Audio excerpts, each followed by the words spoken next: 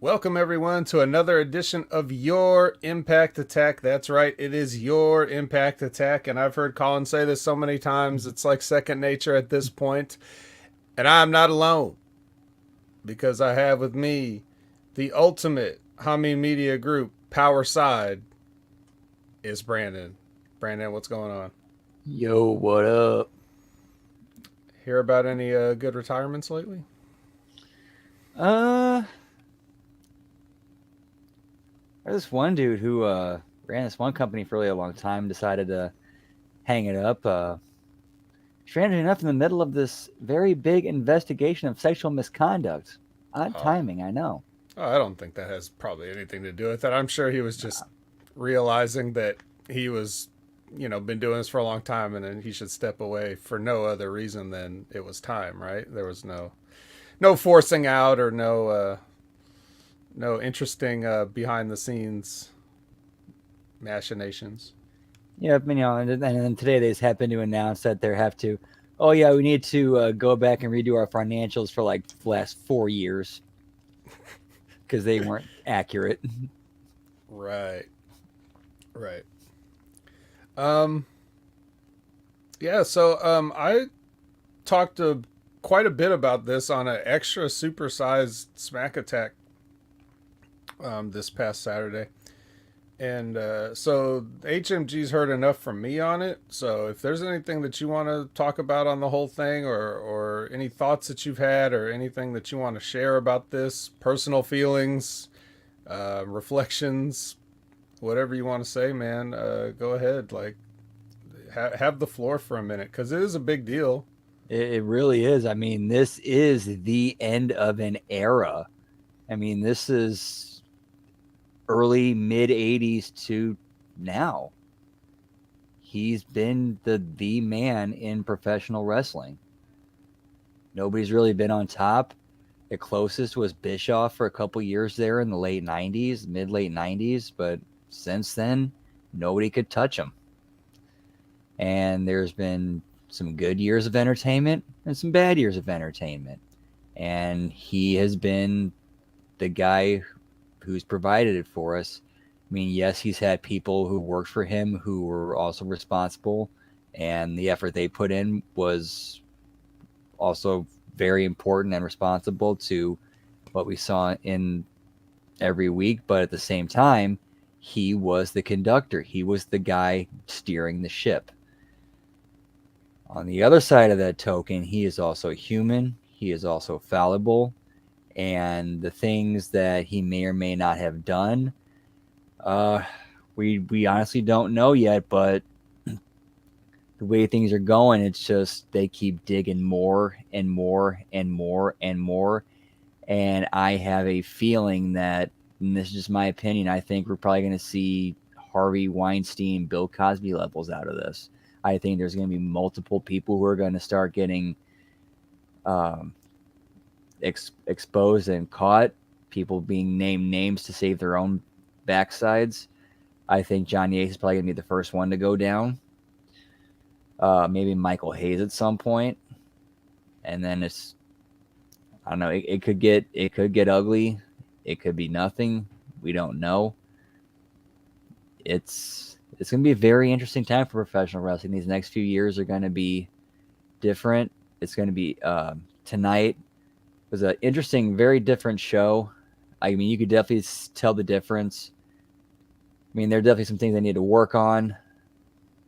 It was a McMahonless Raw was definitely a you could have a different feel for it. The stupid crap was gone. The really dumb stuff was gone. Yeah, like what That what did was you notice? What are some examples of some things that you noticed when you were watching it? I haven't seen 1 second of it, by the way, but the very first thing I noticed, that they started off hot immediately with like just like a cold open of Miz and Logan Paul going at it. Like no warning or nothing. They're just like go straight to the ring. And they're fighting, which is, it's been a long time since I've seen them just go straight to action like that. mm-hmm, mm-hmm. Anything else? Oh, Because you said the stupid crap was gone. yeah, like So like the dumb skits, the Like it was basically a straightforward wrestling show, promos, character development, nothing really outside the box, over the creative, but just more straightforward, no nonsense. There was a little bits there, kind of working out the kinks, but like the stupid skits that like if, like the dumb comedy, when it lands, it's good, but when like Vince does it, it never lands. There was none of that. Hmm. Well, that's good. That's what it's kind of what it's needed for a long time. I feel that when a brand becomes so big, um, they can really kind of coast on the name.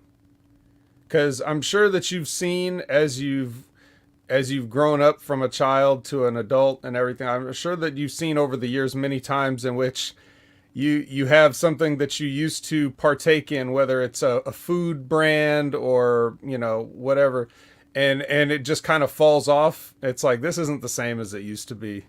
It's just not good anymore, but it's still around somehow. Like, it just doesn't go away, and it just gets worse and worse over time, but the name is just too big. Like, it's not gonna just one day fold up shop. And I feel that to a certain extent, that's kind of the WWE's case. Like, if they couldn't have failed by now, it's probably going to take quite a lot. But I always felt that, for the past at least 2 decades, um, the fact that Vince McMahon was still there with his iron grip and his stupid little idiosyncrasies that he wanted, like certain language he wants people to use, and just what his sense of humor and sensibilities was, putting ribs on the air, like personal ribs on the air and full display, making everybody look bad for his own personal entertainment rather than what was best for business, which is a funny phrase because we're going to talk about that in a second too. Uh, uh, I always thought that was holding it back. Like, it should have been bigger and more popular than it was, but it's things like that, um, that was just like the WWE was limping along and McMahon was in the way of progress. I kind of feel like, you know what I mean? Yep. In my opinion, I think it was conquering WCW. Like, that was like, okay, that was it. I've beaten my last big opponent. I can just coast the rest of the way. Right. And I think a lot of companies are kind of like that. Um, Especially in the past several years, it seemed like he had his, the COVID situation notwithstanding, but he seemed like he had his interests in other places. Like, he certainly has never really cared about professional wrestling the way a fan would. Um, so if he gets bored with the idea of it, and how could you not after so long, then you turn to other things like starting your football league again or whatever the case, right? You'd hear reports of him not being at Raws when you'd never hear about that, or SmackDown, just wouldn't be there. Like, okay, doing what then? What do you have to do? Well, maybe we had some NDAs to sign. I don't know, um, but yeah. But my main point is, I feel that this is this for me personally, and for a lot of other people I talk to, not recently, but over the years, just talking with fans, taking the temperature. What do they think of wrestling anymore these days? They don't, not even like as an insider. I'm like, a lot of people I talk to don't know I ever had anything to do with wrestling. I just talk to them about, at a fan level, just it's almost like undercover, like, oh, so what do you, oh, you watch wrestling? Oh, who do you like? And what do you watch? And all this stuff, right? And I think a lot of people were just, they were ready to kind of move on from this silliness. Even if they didn't know that it was really McMahon behind all of it, it felt like they outgrew it. And a lot of the things that they would complain about were things that I could be like, yeah, that's probably Vince. So I think that it's going to be I think it's going to be a good move, and it's too bad it had to happen. Well, I don't want to say it's too bad it had to happen this way. I think it's more like karma that it had to happen this way. Um, but I'm definitely interested to see what happens going forward, because now that brings me to the best for business thing. So now we've got the real life authority, okay, which is a it's not an ironic turn of events.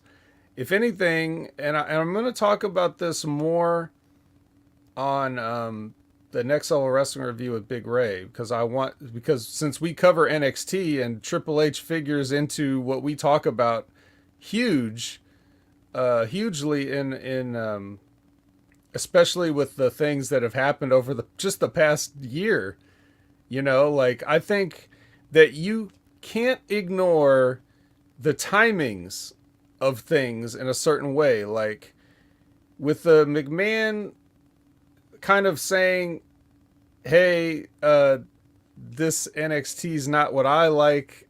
Maybe I'm going to do this thing my own way, and maybe I'll just wait till my son-in-law's laid up with a cardiac event before I do all this and just go in ruthlessly and make these changes.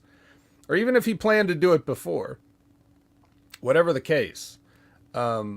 That fact, and then the fact that, like, right a couple of weeks or a week or however long it wasn't long before Vince got all the first allegations of these recent events, like the first allegations get brought up, he had basically sent Stephanie home. And Stephanie McMahon had to make the not quite the retirement speech, but the I'm stepping back speech, which, suddenly after 20 years you're stepping back, huh? That's interesting. I'm sure that's exactly what you wanted to do, right? It probably had nothing to do with anybody else. All of a sudden now she's reinstalled as an interim CEO, and then all this stuff comes out. And the timing would go that she would have known the investigation when it's taking place. Look, let's not kid ourselves. I already said this before too. Everybody knew everything the entire time. There were no secrets as far as what was going on. All those people that you named, like the Michael Hayeses and all that stuff, everybody knew. You can't keep a secret in wrestling, especially not things like this. That's how if you can keep a secret, you can keep a job. Right. So they always knew that this is who he was. And they're probably just like, I'm quite sure, I don't know, but I'm quite sure that Stephen Hunter would go home and just be like, it's just a matter of time. It's just a matter of time. This is going to, whether we do anything or not, this is going to catch up with him because he's doing too much, like, so I'm sure they were content to patiently wait their turn for him to step aside and then take over. Like, that's kind of what the obvious choice, right? Why would Triple H marry her all those years ago? I'm sure he thought about this moment. And that's him being what he really wanted. So I do find it kind of interesting that, you try to fuck around your son-in-law and then forget he's the cerebral assassin. That's kind of what it looks like what happened here in a way. It was like, okay, look, he's not going to pull, if he's not only going to not step aside, but he's going to fuck us around, maybe it's time to push him aside. Maybe we leak some information. Maybe, who knows? I don't know. It's all speculation on my part, but I do find the timing of it. And maybe we anonymously let the board know, hey, you hear about these hush payments? Mm-hmm. Yeah. Why would they come now? why would we hear about this now? The most recent of one being, 4 years ago? We could have heard about this then. I mean, but we didn't. So it's kind of funny that after you ruin Triple H life's work and kick Stephanie to the curb, all of a sudden we get this info. And maybe Nick Khan is not on whose side that we all thought he was in the first place. You ever think of that? I don't know if people really. I don't know if people are really aware that you know it's quite possible that he wasn't necessarily doing work for McMahon. Maybe he was doing work for the kids. You know, who Yep. knows? Or again, too, it says this is the wrestling business, this is show business, this is Hollywood. Nick Khan could be out for Nick Khan and just be allying with whoever is beneficial for him at that time. Right. So I think Nick Khan would be a great guy to have. I don't know if it's a great guy for Vince McMahon to have because I don't want the out of touch old man to have control of this ruthless businessman. I'd much rather people to have eyes towards not only because at this point, Triple H and Stephanie, like Triple H is a wrestling fan, so you know he's going to take the wrestling fan into account, but he also knows that this is more than just wrestling. He knows it's a business by now, and he knows how big it can be. So he's going to have eyes toward those other things. And so, you know, we've heard that, or at least I've heard that immediately they've started trying to mend fences with people, which is something that Triple H has really done in the past 10 years or so. You remember he got San Martino back, Warrior. yeah, Warrior, like going because he wants to preserve. He actually cares about preserving things that fans care about. He's interested in doing things that fans like. You can say what you want about NXT and all this other stuff, and you can run him down for just signing everybody and you know, indie guys and all this other stuff. But in reality, if you really look at it, he's always been doing things with the fans kind of in mind because he's a fan. And I think you're going to see a lot of that. If I had my guess, I think you're going to see a lot of that going forward where he's really thinking. That speech in Sacramento that I was in the building where they all come out and say, we're listening and stuff. I'm like, you know, it was clear that they weren't, or at least one of them wasn't. I'm sure Shane, Stephanie, and Triple H were all like, they probably were closer to meaning that speech than Vince was. But with him out of the way, we could see some interesting stuff happen. That's the best part about all this. Some people are acting like this is the worst thing to happen. No. This is what needed to happen. So that's what I think.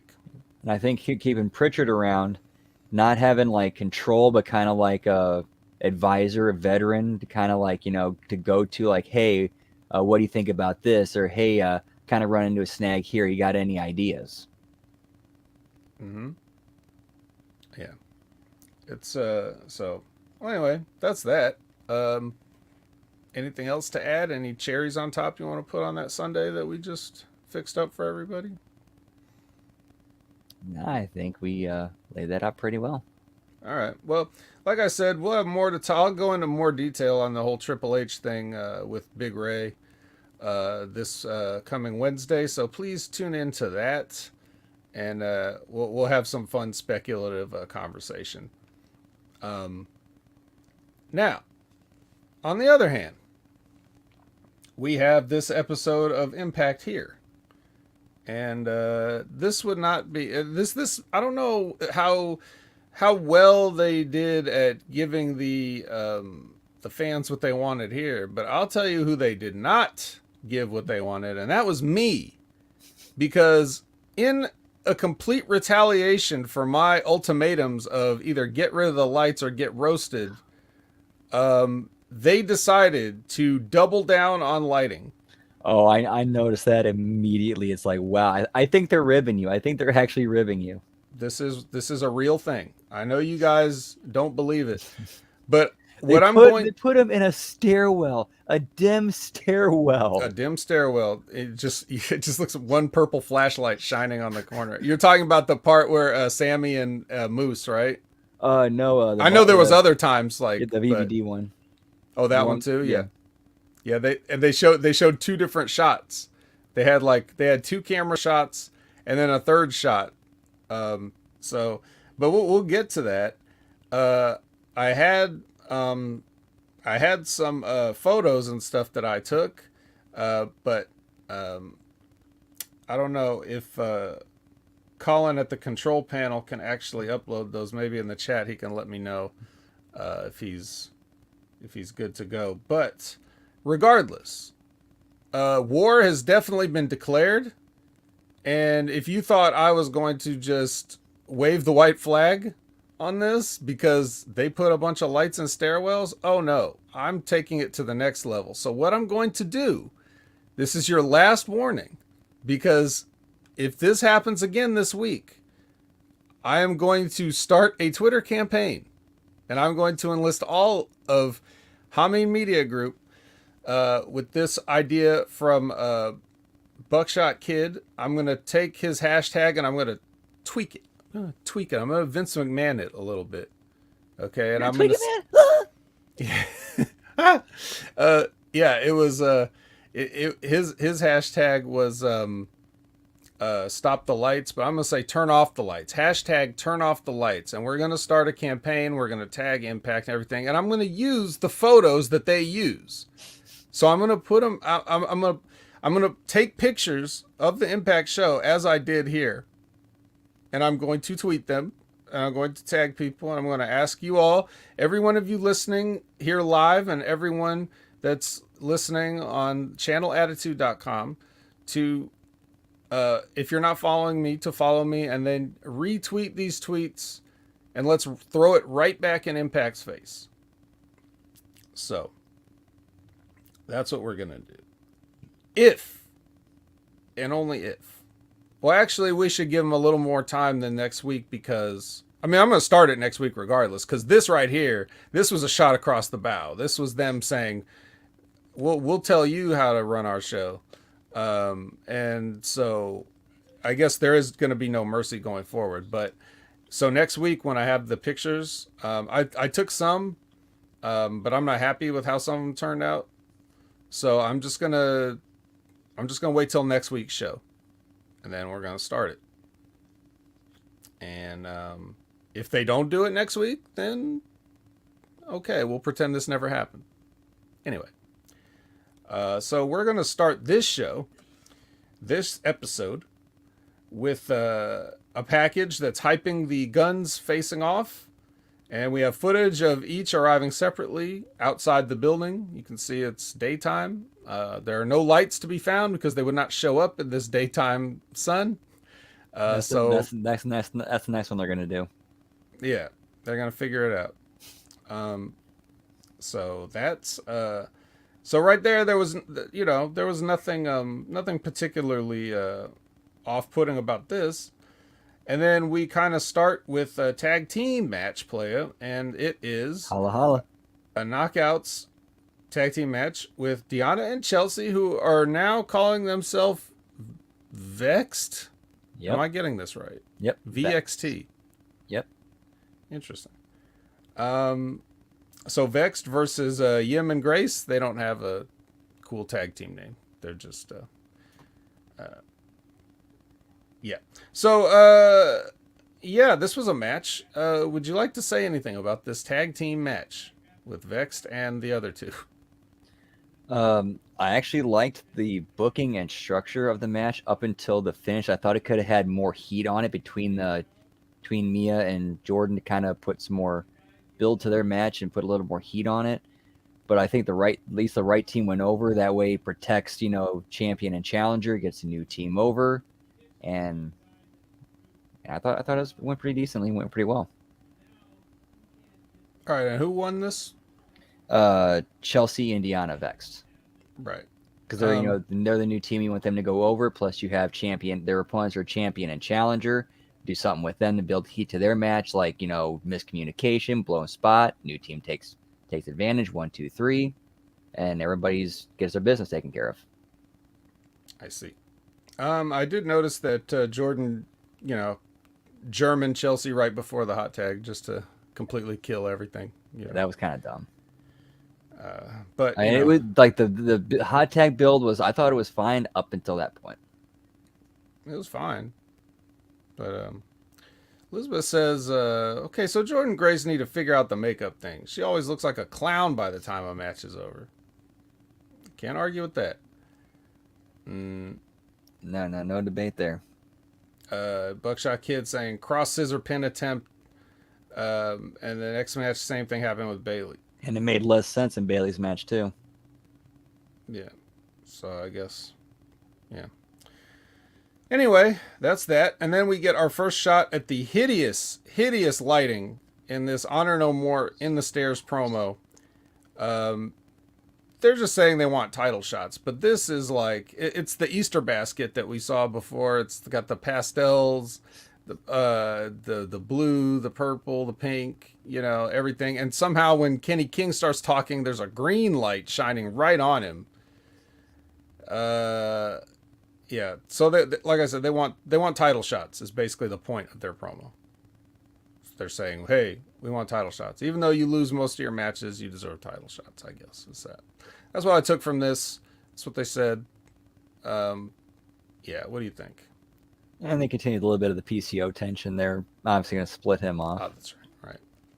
Yeah, and he just stands there going, Yeah. yeah, I don't know what's going on.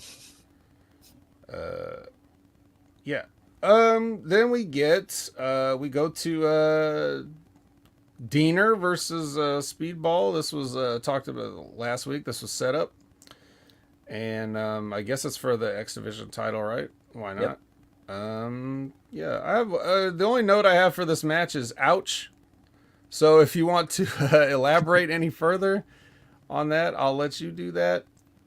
I thought this was Bailey's best match I've seen him in personally. I think it's because he was in there with Diener, who slowed the pace and guided him, and credit to Bailey for going along with it and following along with him and keeping that pace. But once we got to the no-sell, the indie no-sell, the finishes of the match where he looked absolutely invincible, nothing could hurt him, that's where you lost me. Like he goes for his finish on the apron and lands on his knees, like lands right on him, and then like 5 seconds later he does that cross leg roll up, like cross scissor pin with his legs, like, dude, like, no. Didn't watch the match before you. What are the odds they taped those matches different days and put them on one episode? True. The thing with that was like you had your knees slam into the apron. You're not using your legs for anything right now, dude. Yeah, well, he doesn't get that. He kind of just does what he wants to do, right? Isn't that the story of Mike Bailey? Kind of. I mean, he should be like, if you're not no-selling your legs slamming the apron like that. No, but as we all learn from Seth Rollins, if you just grab it, it's okay. All you gotta do is grab your knee, and that's fine. Then you can do anything you want after that, as long as you grab it.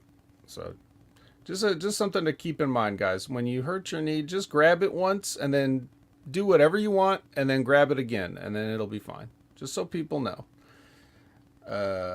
Yeah.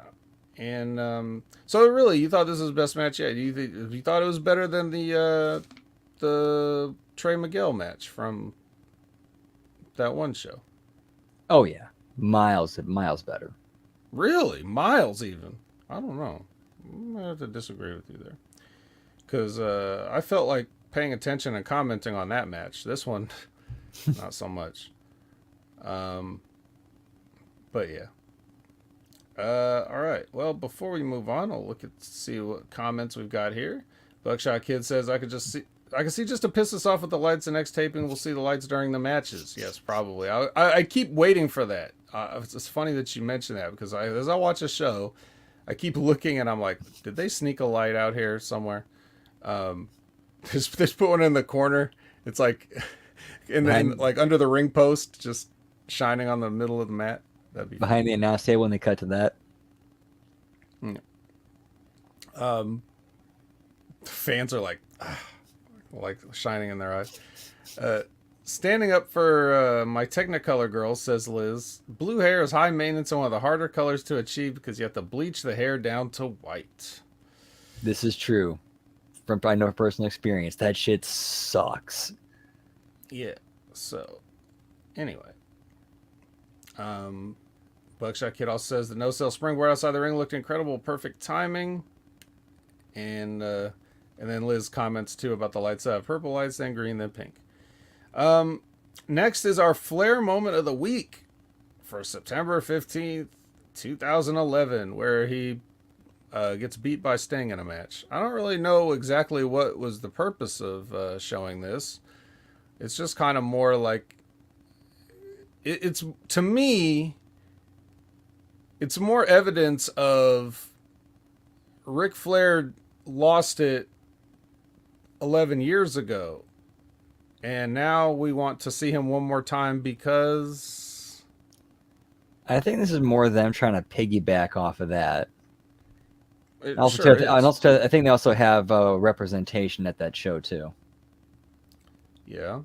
Well, I know why they're doing it here, but that's just more my commentary on the Flair's last match thing. I like the idea that they want to do something like this, and everything that the promotion that they've done leading up to it has been pretty good. And the fact that it's a Conrad Thompson thing made me feel better about it, because when I first heard about it, I thought it was just somebody taking advantage of Ric Flair, knowing that he'd be the type of guy to have one more match, and it was just going to be some bullshit somewhere. That's how the story first broke to me, and no one had any info on it. So I kind of went a little bit harsher on it than I would now. I didn't even think it would be like a legit event. Right? It's basically its own like standalone event at Starcast. Yes, that being the case, I find it to be more palatable. However, I still don't know that. I guess if it's I don't know. I don't really want to sidetrack everything too much. I just know it's one thing to get in there and roll around with Jay Lethal and do stuff that you've done. It's a whole other thing when you're actually in the match and trying to do a match and put a match together. Ric Flair was really struggling with that toward the end of his career before even the Shawn Michaels match. It's just kind of probably why they wanted him to retire, right? Yep. How much of it? That's why Jarrett's in the match basically carried that workload. Oh yeah, the great Jeff Jarrett, man. He's this guy. He's something else, isn't he? Yep. And that was And probably what's gonna happen is Flair's gonna get the hot tag, do his spots, blade, get tossed off, and put somebody in the figure four, tap out, go home. I did think it was kind of corny the way you're doing this build up, the Ric Flair's last match build up with everything with the Jay Lethal stuff and the press conference and all this other stuff, and then Conrad's doing an episode of My World with Jeff Jarrett, and they're like arguing with each other, like they're trying to make it like a shoot, but they're doing an episode where they're talking about Ric Flair, like the career of Ric Flair, like that was the topic, and then he keeps he keeps saying like you took it too far, Jeff. Like he was like trying to be mad and everything, and it like I liked what they were doing. The only thing that ruined it, okay, is the fact that they're sitting there and when they're going over the Jeff Jarrett and Ric Flair career, they're talking about worked shit in there, like they're talking about putting matches together and like they're breaking the kayfabe in the podcast that they're talking about. So I'm supposed to believe that, oh, back then we were just working matches, but this one coming up, now we're going to have a fight. Like now it's real, that's where there's a way you can blend it and get it right without the disconnect. Right. This is why I always say, when you guys hear me every week talking about, don't use insider terms on television. Don't do stupid shit that blurs the lines. Don't do stuff that's impossible. The reason I say that is because of things like this. You won't be able to buy it. You can't buy this My World podcast because they're going back and forth it's like a Tony Khan media scrum. You're trying to sell me your product, which is action and combat sports, but you're telling me it's fake right in the middle of promoting it. So here's how they could do it if they pull it off. You could have Jeff and Conrad arguing, going back and forth with each other, and eventually they blow off, and next thing you know, for the next few weeks, Jeff's doing the show with somebody else like Paul Cromwell, and then They have the match, and then kind of make amends afterwards, and then you go right back to it. Yeah. That's just something that's stuff that's off the top of my head. Very easy, right? What you just said is how it should be, but no. I mean, that's why I say I like what they're trying to do, but those things they have to keep in mind. Like if you're gonna sit there and talk about, or don't talk about the aspect, I don't know, man. There's nothing you can do about it. It's the If business you're is ruined. right, it's. I mean, there's one like people always jumped Vince for or jumped Russo whenever he tried to put the reality stuff in. But there's one thing that he always got right was okay. If this were real, how would this go? Well, okay. Well, in fairness, devil's advocate, his opinion of how it would go if it was real. He did kind of take it a little too far sometimes. Like, okay, this were real, as in okay, the reality of the business itself instead of real competition or like that. Yeah. If this were real, I would definitely put my mom on a forklift. So Vexed are with Gail Kim, and they want to be the number one contenders. And they're acting like they're already not the number one contenders, and Gail Kim tells them that they are the number one contenders, and the light is gross here. This was this I thought it was weird too. Like, okay, you have one match as an official team. All of a sudden, you're getting tag team title shots, and plus, if they needed, and if who is it, Rosemary and Taya needed opponents, well, you got Savannah and Tasha weren't doing anything.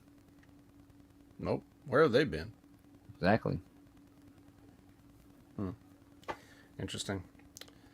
All right. Well, it doesn't matter. Vex are number one contenders now, I guess. In a Gail with her charity. So Violent by Design now is also in a stairwell, and they're showing Eric Young from the side profile. He's got like this purple wall behind him. They show Diener and Doring, and they've got this gross, yellowish green color on the wall behind them.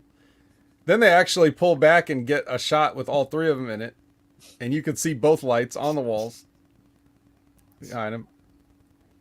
So bad. They're talking about, for what it's worth, they're talking about the sickness. He's asking if they like the sickness or what is the word he used? Not reject it, but revile. Yeah, do you revile the sickness? And I guess they revile the sickness, or so they claim. Actually, the lighting guy is the one with the sickness because this whole thing just looks awful. Ooh, Monty Brown? That's what we need. We need more ex-football players that are cool on this show. How do they drop the ball on Monty Brown? How? I don't know. Well, he went to WWE. They dropped the ball on him a little bit. They changed his name. They do that a lot, though. So it's not like that was a special case. But when I was at WrestleMania, there was one guy. There was a couple guys I wanted to just give a nice hug to. One of them was Todd Grisham because, I felt like that guy probably needed a hug at that time in 2007.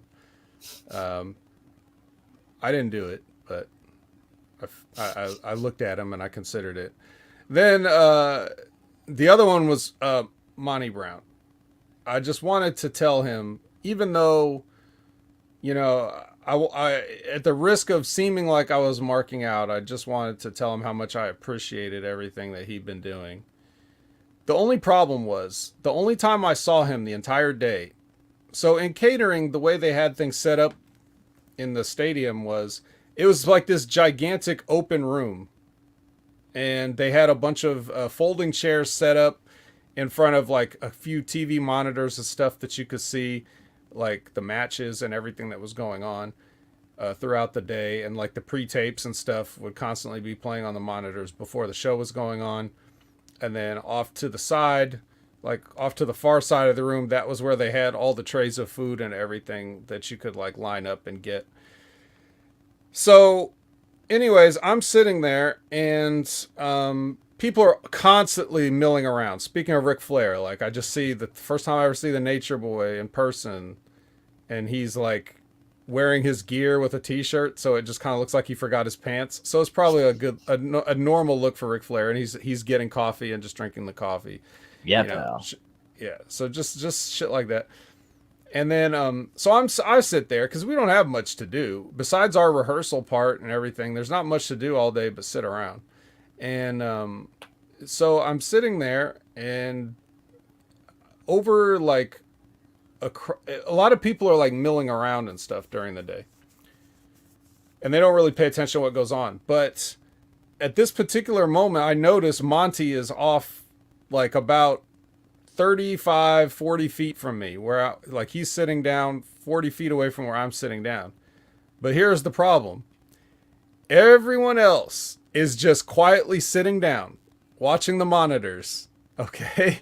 So if I were to go and talk to Monty, I would have to stand up in front of like 60 people, walk past 20 people just to go and talk to him who's also sitting down. So everybody would turn and look and be like, who is this guy getting up? So I just had to sit there, and then I never saw him for the rest of the day. So I never got a chance to, to appreciate Monty Brown. But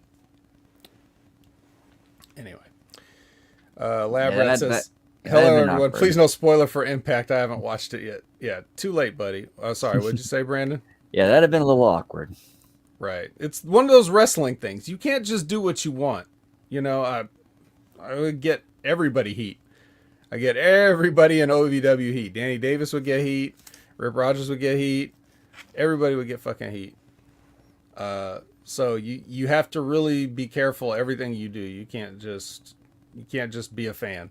But you also can't be a professional or a colleague, because you're nobody to them. You're an extra. They don't give a shit about you. So you can't, you're not on a peer level, and but you can't be a fan. So you're in kind of a weird no man's land when you're an extra, especially at an event that big. Maybe on a TV day, it's a little easier to make acquaintances or shake hands or things like that because it's a little bit more relaxed. But for WrestleMania, you really are lucky anybody you get to talk to, because they're all so busy all the time. Yeah. Anyway, why was I talking about? Oh yeah, because Monty Brown's awesome, and unfortunately he had to leave the business. Yeah. Period. He was the original period guy. Sorry, Kiera Hogan or whatever. But yeah, he had to leave. He had to leave abruptly, I believe. I can't remember exactly who the particulars were involved, but it was like, I think his sister passed away suddenly, and he had to go and take care of her kids. So he just left wrestling entirely, and never to really be seen or heard from again as far as wrestling is concerned. Although he did do a Twitter promo for somebody in AEW a couple years ago. That was the last time I saw him, and he still had it. He cut the promo. He's still the alpha male. So anyway,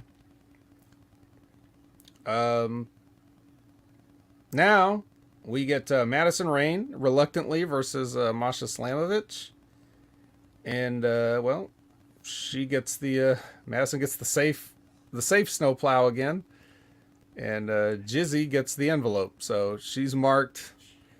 And I guess it's finally her time next. So this is your standard Masha Slamovich routine. It's the same thing, but I like that for a while. We're establishing it. So even though it's already kind of established, you could argue it's definitely established, and we know, I still kind of look forward to it each week. So what do you think? I mean, yes. I mean, definitely building her up, going on to bigger, better opponents. I mean, she just single-handedly took out the tag team champs. Pretty much.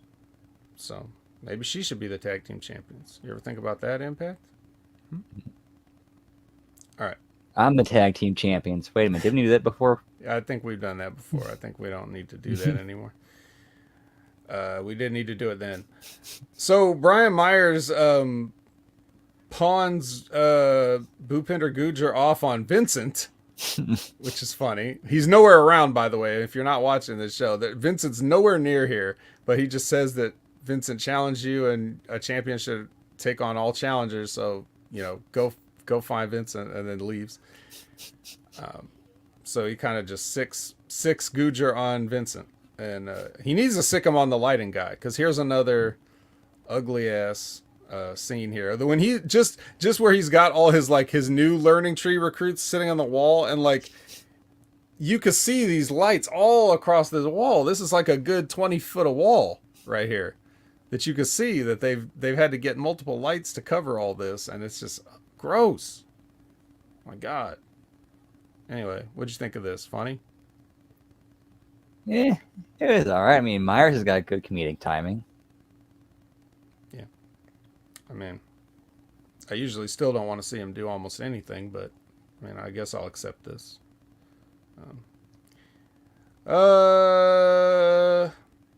Okay, Killer Kelly. Oh, already, huh? Just not having it. All right, you go ahead. All I got is WTF was this? Well, Killer Kelly, she's at her hotel, her motel, whatever it is, this cheap looking place. And she's hanging out with some guy and they're chatting. What does this accomplish? What is this? I don't know. It didn't make any sense. I just had my notes was just Killer Kelly ignores a mark, because that's basically what it looks like. It looks like a guy that comes up to her, recognizes her, starts talking, and she's just like not looking at him, no eye contact. She's just like, she's saying some people don't know when to shut the fuck up, is what she says in the little vignette. But before that, she's like, you ever feel like somebody's watching you? Well, that's me. Basically implying that she's watching all of us. Whenever we feel like we're being watched, Killer Kelly is the one watching us. And then I don't know what that has to do with the part where the guy comes up and starts talking to her, but it's like two different things that they put into one thing. So, and like, yeah, Lab Rat says the impact budget all going to the hotel. Kelly better be making money. Yeah, exactly. This is a it's a weird situation. But you can tell by the quality of the motel that, you know, it is definitely an impact budget. Okay, the machine guns warm up, and each of them has their own set of ugly lights that they're warming up in front of. I believe it was Alex Shelley got the purple, and Chris Sabin got the weird red and yellow. So, brother, let me tell you something, dude. All right. Next, we get OGK versus A and B. That's Ace and Bay for those of you not. So it's another Honor No More versus Bullet Club match, and now we're just like, this is another situation where they're treading water on the show. They're not quite sure what to do here. You know, they have their match. Then Maria tries to get up on the apron for a distraction. Heath strikes a tall Ace Austin with Mickey Mouse gloves. And then Ace hits the fold on Tanoni Lorcan, and Bullet Club wins that. And Heath, you know, has now done his hit and run thing for the third. Is this the third week in a row? I'm not sure I have an accurate count. Third, yeah. All right. Okay. Let's see. Let's go to the chat for a moment. I like Bay and Ace Austin as baby faces. I like them as a face team. A face heel team? Oh, they were in this match. A facey heel team? Like, they were still heels, but they were total baby face mode this match. Okay. All right. So you like that, and anything else on the actual match itself? Nah, not much other than that. Yeah. This was really just to get Heath in there. Let's go to the chat again. And Can of Space Man says, lonely girls at motels are usually hookers. Well, he just comes right out and says what we're all dancing around, doesn't he? Society Reviews. Welcome, Society. Kelly gets paid in vendor machines, Lay's chips. Even that's a little above the impact budget, I would think. What's one of those off-brands of chips you think they would get from one of those machines? You know what I mean? Like, trying to think of one. That's Jay's. Jason. There actually is a Jay's. Yeah. I wonder what they were thinking. Yeah. That's what I see. All right. Okay, next we get Bert with Gia and no music underneath.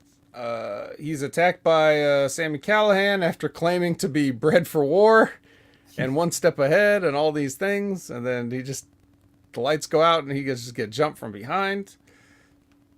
They fight out into the I guess the stairwell again. We're getting a lot of play on this episode. And Moose is there and he helps. So there's a little quick double team for a second. And then he's like, they try to stuff him in a trash can like the nerd that he is. And then Sammy turns off his lights with his phone to escape. Even turned off the purple light under the stairs. So he's hacked into all of the lights, including the mood lights. So Sammy is not to be underestimated as a hacker. I did think it was nice, as ridiculous as this whole thing was. It's nice that they finally explain why the lights go out whenever Sammy is there, because it usually just seems like some magic. He uses his phone. Right. He's got his phone. At least it's something. Yeah. All right. So, yes, it is something, even if it sucks. But that was it. And that's our one moose sighting that we get here in this embarrassing segment. So, it's great. Lab Rat says, glad to see Sammy getting in shape, sweating, laughing emoji. Round is a shape, right? It is a shape. Elizabeth says, how does he have light switches? Society Reviews commenting, Morton's Chips and Dr. Thunder. That's right. That's something like that. That's more of a Kelly payday. Excuse me, Killer Kelly. It's the Impact Kelly. version of hot dog and a handshake. Yeah. Here you go. Thanks for having sex with that, Mark. Here's a bag of chips and a Dr. Thunder. Now, will you please sign this NDA? So, hey, wasn't Impact in trouble for some stuff like this with Don Callis? Anyways, I don't know. Don Callis and NDAs? I don't know if they were NDAs. Maybe he didn't think he needed them. Maybe he just thought they would just keep their mouth shut. I don't know. Oh, I did not know about this. Oh, shit. I don't know. I don't know a lot about it, but who's fatter right now? Eddie Edwards or Sammy Callahan? Oh, easily Sammy Callahan. For one, he's shorter, so the weight's gonna go out horizontally quicker, right? And as I said on my review at Slammiversary, I believe he has a front butt now, so that's good. I don't think Eddie's that far gone yet. Yeah. LOL at Impact being able to afford an NDA. Well, I mean, they could write some. You think they couldn't come up with some typed stuff on paper just to fool one of their wrestlers into thinking it was legally binding? They've done that for 20 years. Hey, Jerry Jarrett once famously said, "Hey, these guys would pay us to be on this show." Huh? Well, you know. So Jessica doesn't want to wear her old mask. That's where we're at next. This is Jessica now. It's not Havoc. It's Jessica. And her little gas mask deal, not having it. And her and Ty are having very much fun being girly now. And Rosemary is just completely... she's what's the word? A little frustrated with the girliness here. So what do you think of this new... a dynamic where Jessica's a normal lady and she's much more in line with Taya now than she is with Rosemary? What do you think about this wrinkle in the story? It seems like this thing they're trying is kind of like a version of the Liquor reincarnation. Like they even brought up like Sue Young and Susie and whatnot. Well, I mean, it's different. I think it's an interesting and different dynamic to see, like, Havoc become Jessica, or and do the girly stuff. It's kind of interesting, and then Rosemary getting irritated. That there's definitely some potential there if they got the right material for it, because all three can pull it off. That's a big if. Well, I don't want to get too into depth on that because I think some of these people are friends of Hami Media Group, so I'll just move on. So Josh and Scott Demore are talking about God knows what, and I guess possible opponents for Josh Alexander, if I remember correctly. And then Rich Swan's like, "Hey, I heard somebody say Rich Swan. I never got my title rematch. I want a title rematch." And then they're like, "Okay, well, next week you get Kushida." So, all right, there you go. So we get Kushida versus Rich Swan next week. Kushida, everybody. Is this the first we've heard of him being here, or did they already advertise him before? No, he came and made a save, right? Did he make a save? Tonight at the main event he does. He didn't do it before though? No, I don't think so. Never been here before? What am I thinking of?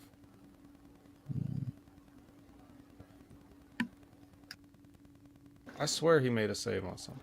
Anyway. He might have been New Japan. He came in and did something. Maybe I'm getting confused on that. Okay, Liz said they said he was coming. So yeah, there we go. And now we get the main event. This is the Motor City Machine Guns Collide. They haven't done this since whenever they did it. I just look, guys. I do my best. Okay, I want to provide entertainment for you all. I try to make Impact entertaining the best that I can. I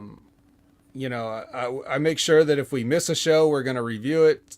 I think our record is reviewing 3 shows in one show, right, Brandon? I think we've done that at least once, maybe twice. Something like that. I want to make sure that if Impact is doing stuff, that you guys know about it, whether you want to or not. And that's my goal. So I always try to be even more professional than the so-called professionals. Because Wade Keller ain't watching this. Dave Meltzer ain't watching this. Ain't nobody watching this. So I try to be that guy for you. But guys, I ain't watching this match for 20 minutes. I'm just not. I'm not going to watch these two fuckers fuck around for 20 minutes. I don't like either one of them. I don't care about either one of them. I'm tired of Chris Sabin. And oh my God, when I fast forward to the finish, what do you think happens?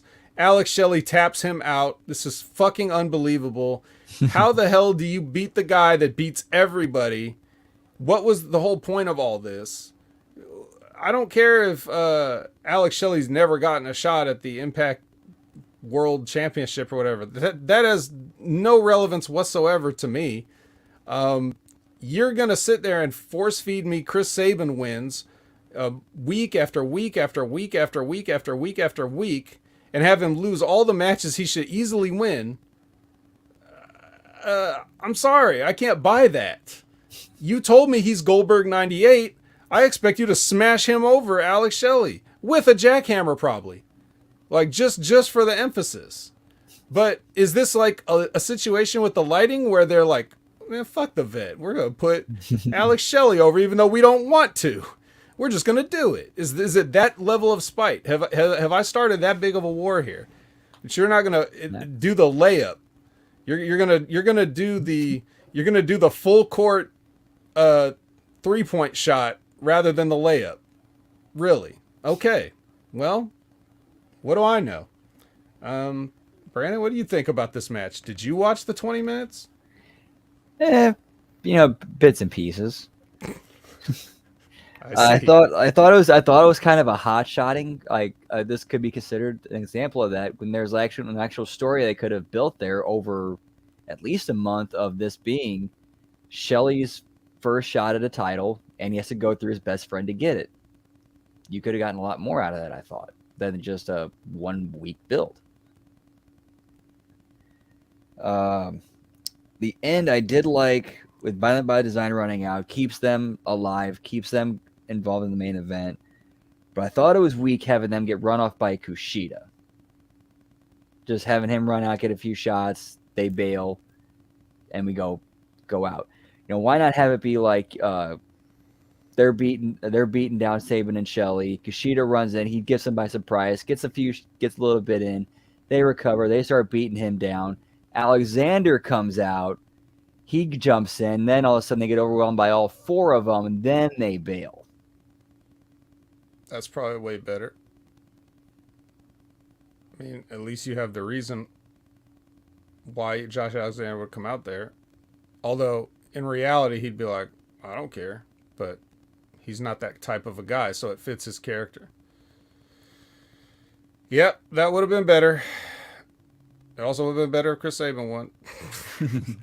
You know, like that's what Buckshot Kid was saying. Like, at least Chris Sabin didn't win. It's like, yeah, but this is one of those times where it's my personal feelings aside. Yeah, I would put him under in every match, but that's not the point. The point is, you guys, this is your show and you're booking him this way. So why are you ruining your own booking? You know? I don't know. That's just it. By this logic, Shelley should be squashing Alexander. Yeah, I mean, easy. It should be easy, right? Faster than when Nash beat Backlund. 8 seconds. Yeah, they should definitely do that. But anyway, this is what we got. And that's what you guys got. And that's the show. So, as you can tell from my reaction right now, it was that kind of a show. It was definitely one of those shows. And when I say that, what I mean is it's like it's one of these shows where we don't have a pay-per-view immediately coming up, and it's not the show after a pay-per-view. So Impact struggled sometimes with their stuff in the middle. Because they just tread water, and the stuff that they tread with isn't necessarily exciting. You know, when you give me 20 minutes of the Motor City Machine Guns with a finish that I don't agree with, and then you give me 20 seconds of Moose, I'm not a happy camper. So I understand that everything isn't about me, but I mean, this review show is about me and you, so I don't think we're, as a collective, too pleased with what we just had to review. Anyway, I think we should get the F out of here. Now, does anybody know the next, what is that mini, the Impact Plus show, the Impact Plus pay-per-view that's coming up? Emergence? Is that what it's called? Yes. Yeah, when is that? Is that this Saturday or no? It can't be. Yeah, this Saturday's SummerSlam. SummerSlam. They wouldn't be stupid like that.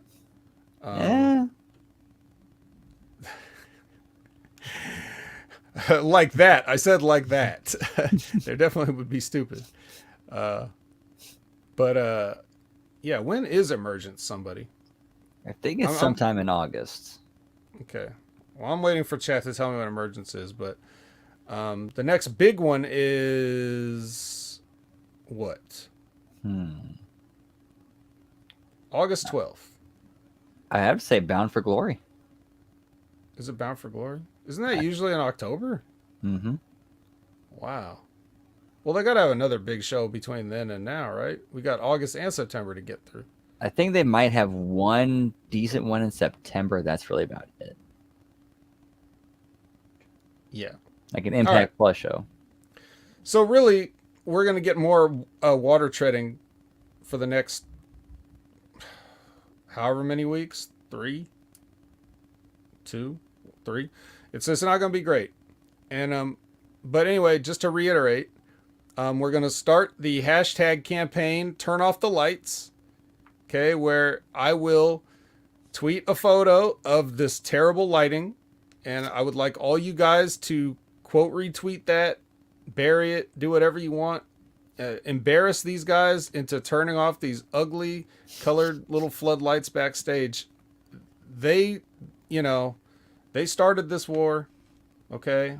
But I'll be damned if I'm going to lose it. So if I have to watch this shit, it's not going to be bathed in ugly Easter basket pastels and disgusting urine yellow colors. Okay, you're gonna just shoot this shit like a normal, gritty, guerrilla camera crew, right? That's what's gonna happen. Um, Elizabeth says, "Impact attack will finish it." It's damn right. Yeah.